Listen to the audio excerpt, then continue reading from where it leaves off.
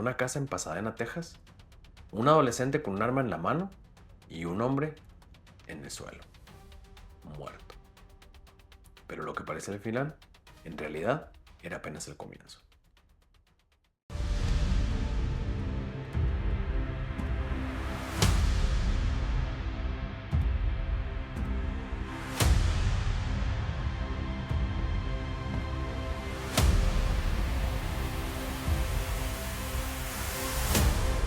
La madrugada del 8 de agosto de 1973 comenzó como cualquier otra noche en Pasadena, Texas, una ciudad al sureste de Houston. Pero dentro de una casa en Lamar Drive, algo acababa de ocurrir. Algo que cambiaría por completo la historia de este caso. Un disparo, luego silencio.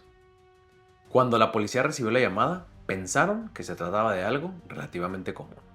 Un posible caso de defensa propia, un joven que decía haber disparado a un hombre. Los oficiales no esperaban encontrar nada extraordinario, solo otro incidente doméstico, pero cuando los policías entraron a la casa, la escena ya era extraña. En el suelo estaba el cuerpo de Dean Corll. Había recibido varios disparos. Frente a los oficiales estaba un adolescente que tenía 17 años. Su nombre, Elmer Wayne Hindley. Hindley no intentó huir. No intentó inventar una historia complicada, simplemente dijo algo que desconcertó a los policías. Dijo que había matado a Corll porque ya no quería seguir participando en lo que estaba haciendo. Al principio, los oficiales no entendieron a qué se refería. Pensaron que tal vez hablaba de drogas o algún otro tipo de actividad criminal menor, pero entonces Hindley dijo algo más. Algo que hizo que toda la escena cambiara de escala. Dijo que había más cuerpos, muchos más. Los policías se miraron entre sí, pensaron que tal vez el joven estaba en shock o intentando justificar el disparo, pero Hindley insistió. Les dijo que si querían encontrar la verdad, tenían que ir a un lugar específico, un lugar donde Dean Corll había estado enterrando a sus víctimas. El lugar era un cobertizo de almacenamiento de botes cerca de la costa, un sitio apartado, cubierto de tierra, donde nadie prestaba demasiada atención a lo que ocurría. Los investigadores decidieron comprobarlo. Subieron a sus vehículos y condujeron hasta el lugar. Lo que encontraron ahí superó cualquier cosa que hubieran imaginado. Cuando comenzaron a cavar en el suelo del cobertizo, descubrieron el primer cuerpo, luego otro y luego otro más. En cuestión de horas, los oficiales entendieron algo aterrador. Esto no era un homicidio aislado, no era un crimen impulsivo. Habían descubierto algo mucho más grande.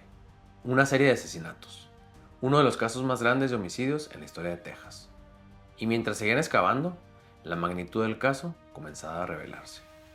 Porque ese cobertizo no era el único lugar. Había más, muchos más. Y lo que había empezado con un disparo en la casa de Pasadena estaba a punto de convertirse en una investigación que sacudiría a todo el país.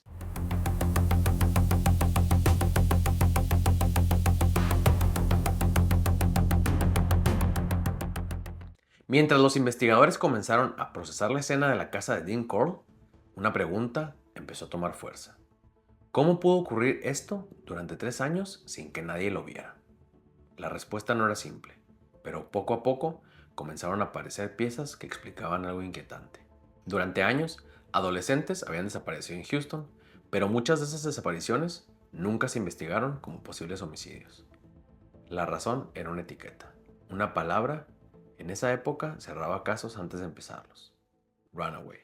Si un adolescente tenía problemas en casa, si había discutido con sus padres, si era conocido por pasar mucho tiempo fuera, la conclusión era rápida. Se había ido por su propia voluntad. Y muchas veces la investigación terminaba ahí. Eso significaba algo crítico. No siempre se abría una búsqueda formal. No siempre cruzaban datos. No siempre se conectaban los casos. Cada desaparición parecía aislada, sin relación con los demás, pero dentro de la casa de Dean Corll, el patrón ya estaba definido. El mismo tipo de víctimas, el mismo método, el mismo final. Ese patrón existía desde el inicio, pero nadie lo estaba viendo. Otro giro llegó durante el interrogatorio de Elmer Wayne Hindley. Hindley no solo había confesado haber matado a Corll, también reveló, también reveló algo que cambió por completo la naturaleza del caso. Coral no había actuado solo.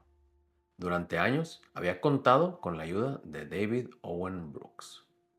Para los investigadores, aquello era difícil de comprender. No estaban frente a un asesino aislado, estaban frente a un sistema. Una dinámica donde un adulto había manipulado a dos adolescentes para atraer a otras víctimas. Pero incluso con esa información había algo que todavía no sabían: la magnitud real del caso. ¿Cuántas víctimas había? ¿Cuántos años llevaba ocurriendo? Y eso estaba a punto de cambiar. Porque Hindley no solo había confesado, también había señalado los lugares, ubicaciones específicas, y en esas ubicaciones la verdad empezaría a salir a la superficie, literalmente.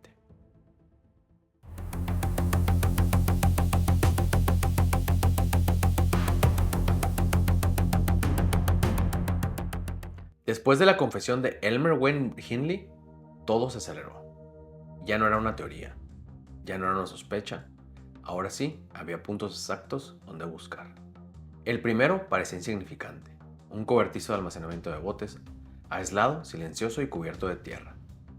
Los oficiales habían llegado sin saber qué esperar, pero en cuanto comenzaron a cavar, la respuesta apareció casi de inmediato. El primer cuerpo, y en ese momento todo cambió. No hubo duda, no hubo confusión, solo una certeza: esto era real. La escena se transformó en minutos: más patrullas, más oficiales, luces iluminando el área, cinta amarilla cerrando el perímetro, y luego los medios. Cámaras, reporteros, micrófonos. Nadie entendía completamente lo que estaba pasando, pero todos sabían que era algo grande. Mientras tanto, los investigadores seguían cavando, y cada vez que la tierra se abría, la historia se volvía más oscura. Porque no solo era uno, ni dos.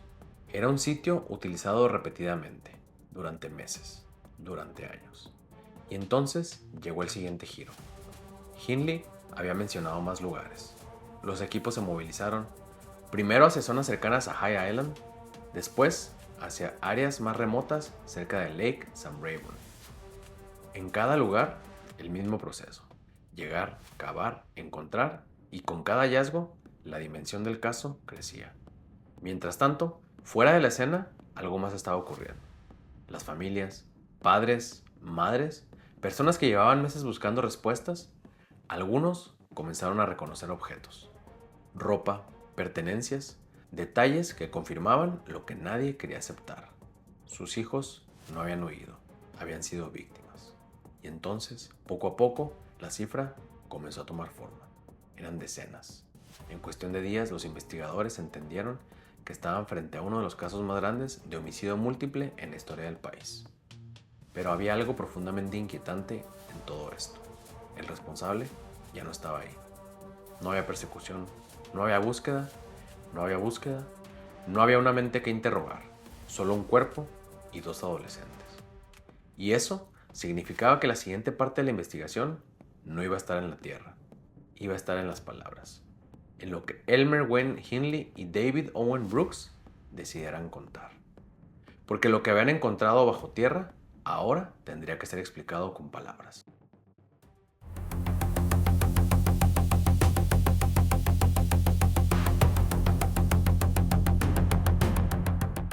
La noche del 8 de agosto de 1973 no empezó como algo fuera de lo normal. En la casa de Dean Coral, en Pasadena, Texas, había una reunión. Música, alcohol, drogas, conversaciones.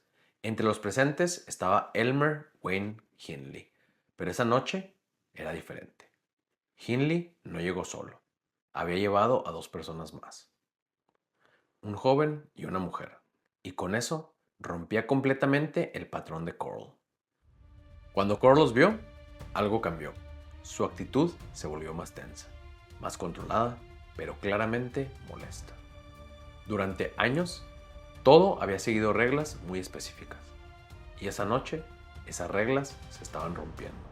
Aún así, no reaccionó de inmediato.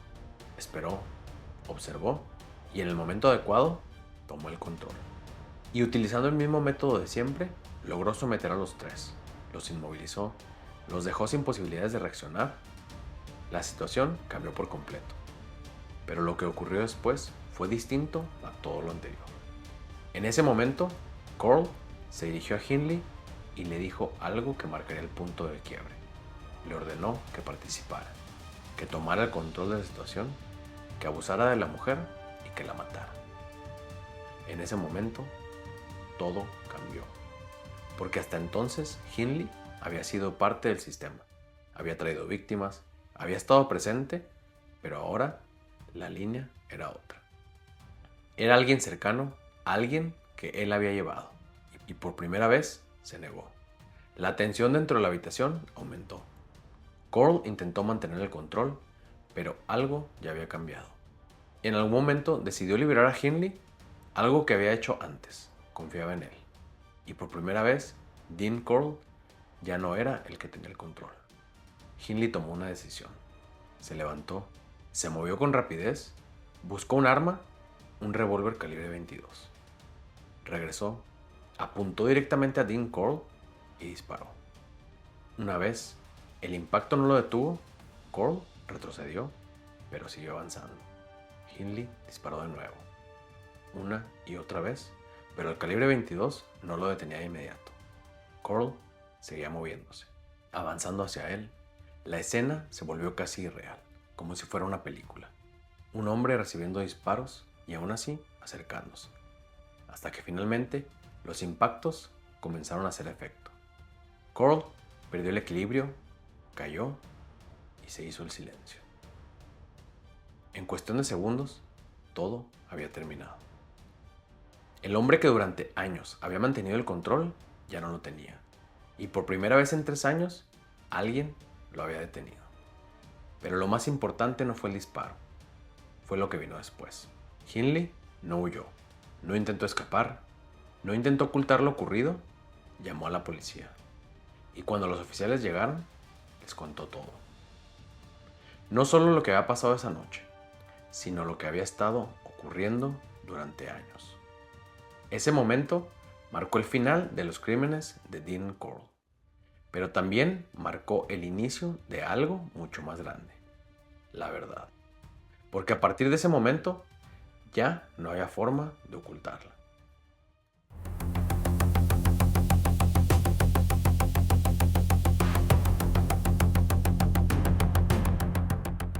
Horas después del disparo, Elmer Wayne Hindley ya estaba en una sala de interrogatorio, sentado, en silencio, frente a él, investigadores que aún intentaban entender qué era exactamente lo que tenían enfrente. Pero Hindley no tardó en hablar, y cuando lo hizo, no se detuvo. No intentó minimizar lo ocurrido, no intentó justificarse, empezó a contar todo. Cómo había conocido a Dean Carl, cómo había empezado a llevar jóvenes a la casa y cómo, poco a poco, se había convertido en parte de algo mucho más oscuro. Describió el método, la casa, la tabla, los nombres, las ubicaciones. Cada detalle comenzaba a encajar.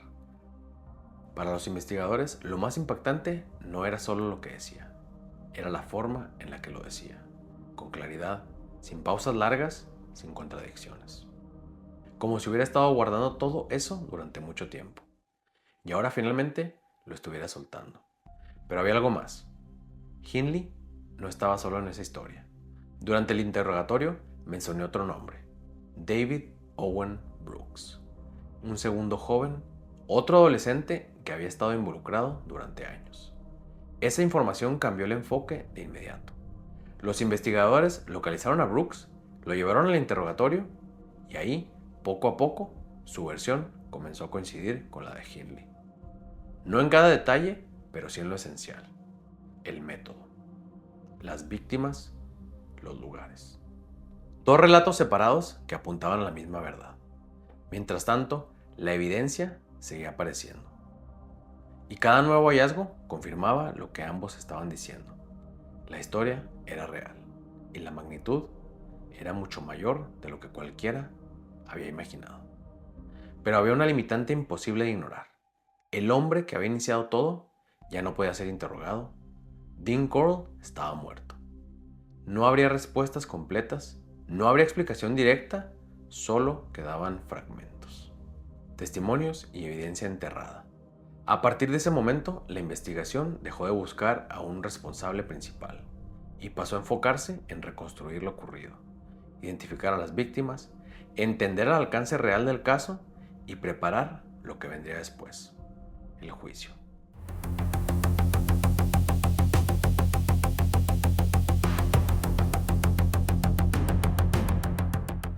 Después de la confesión y del descubrimiento de los cuerpos, la siguiente etapa era inevitable: la justicia. Pero este caso no sería como otros. El principal responsable, Dean Corll, ya estaba muerto. No habría juicio para él, no habría declaración final, no habría una explicación completa. El proceso legal se centraría entonces en los dos jóvenes que habían participado durante años: Elmer Wayne Hindley y David Owen Brooks. Para la opinión pública, esto generó una pregunta incómoda. ¿Eran víctimas? ¿Eran cómplices? ¿O eran ambas cosas al mismo tiempo? Durante el juicio, la fiscalía presentó un caso contundente. Mostraron cómo ambos habían participado activamente, cómo habían atraído a las víctimas y cómo habían estado presentes en múltiples ocasiones. Los testimonios, la evidencia, las ubicaciones, todo apuntaba a una participación directa. Pero la defensa intentó construir otra narrativa: que ambos jóvenes habían sido manipulados, controlados, psicológicamente dominados por un adulto mucho mayor, que lo que habían hecho no podía entenderse sin considerar la influencia de Corll. El juicio se convirtió entonces en algo mucho más complejo. No solo se trataba de establecer la culpabilidad, se trataba de entender el grado de responsabilidad. En el caso de Elmer Wayne Hindley, el jurado tomó una decisión muy clara. Fue declarado culpable de múltiples cargos de asesinato y recibió una sentencia que reflejaba la magnitud del caso: 6 condenas de 99 años de prisión cada una. Y en el caso de David Owen Brooks, el resultado fue similar. Fue declarado culpable y recibió una sentencia de cadena perpetua. Para muchos, las sentencias eran apropiadas. Para otros, no eran suficientes. Porque aunque la justicia había alcanzado a los cómplices, el hombre que había iniciado todo nunca enfrentaría un tribunal. El caso dejó una sensación difícil de cerrar. No había una confesión completa de Corll, no había una explicación final, solo quedaban preguntas. Y una historia que había expuesto algo más profundo. No solo la capacidad de una persona para cometer actos extremos, sino también la forma en que puede influir en otros, manipularlos y convertirlos en parte de algo mucho más grande.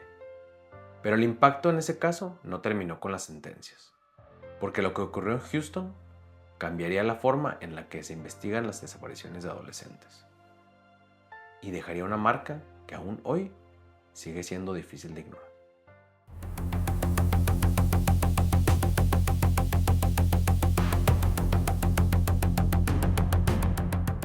Cuando el caso de Dean Corll salió a la luz, el impacto fue inmediato, no solo en Houston, sino en todo Estados Unidos. Porque lo que este caso reveló no fue solo la historia de un asesino, fue la evidencia de que algo más había fallado. Durante años, decenas de adolescentes desaparecieron, y muchos de esos casos no recibieron la atención necesaria. Después de este caso, eso comenzó a cambiar. Las autoridades empezaron a cuestionar la forma en que se manejaban las desapariciones de jóvenes.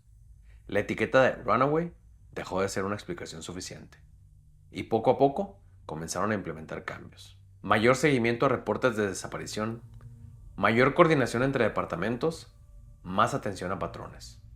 No fue inmediato, pero el caso de Corll se convirtió en un punto de referencia. Un recordatorio de lo que puede pasar cuando los casos no se conectan. En Houston, el impacto fue aún más profundo. La ciudad tuvo que enfrentar una realidad difícil. Muchos de los jóvenes que habían desaparecido no habían huido, habían sido víctimas. Familias que durante años habían vivido con incertidumbre, finalmente tuvieron respuestas. Pero esas respuestas vinieron acompañadas de algo más, de dolor. Porque en muchos casos, la verdad llegó demasiado tarde. El caso también dejó una marca en la forma en que se entiende la manipulación psicológica. Porque no se trata solo de un asesino. Se trata de alguien que había logrado controlar a los otros, influir en ellos y convertirlos en parte del proceso. Eso obligó a muchos a replantear una idea incómoda, que el mal no siempre actúa solo, y que en ciertas circunstancias puede extenderse. El caso de Dean Corll también cambió la conversación sobre las víctimas. Muchos de los jóvenes provenían de entornos donde no siempre había atención constante, y eso hizo evidente la realidad difícil, que algunas desapariciones reciben menos atención que otras, y que eso puede tener consecuencias graves. Con el tiempo, este caso se convirtió en uno de los más estudiados dentro de True Crime, no solo por la cantidad de víctimas, sino por la forma en la que ocurrió, por todo lo que reveló y por todo lo que obligó a cambiar. Pero incluso con todo eso, queda algo en este caso que no logró resolverse por completo. La pregunta más difícil: ¿por qué? ¿Qué llevó a alguien como Dean Corll a hacer lo que hizo? ¿Y hasta qué punto eso podría haberse evitado? Preguntas que incluso hoy siguen sin una respuesta clara. Hay casos que impactan por la violencia, otros por la cantidad de víctimas, pero el caso de Dean Corll incomoda por algo distinto, por lo normal que parecía. Porque durante años no se escondía, no huía, no levantaba sospechas evidentes, vivía en un vecindario común, hablaba con jóvenes, les ofrecía dulces y aún así nadie vio lo que realmente estaba pasando. Eso es lo que hace este caso tan difícil de ignorar. La idea de que algo así puede ocurrir a plena vista. También nos obliga a mirar algo más incómodo: el contexto. Porque muchas de las víctimas eran adolescentes que no siempre recibían atención inmediata cuando desaparecían.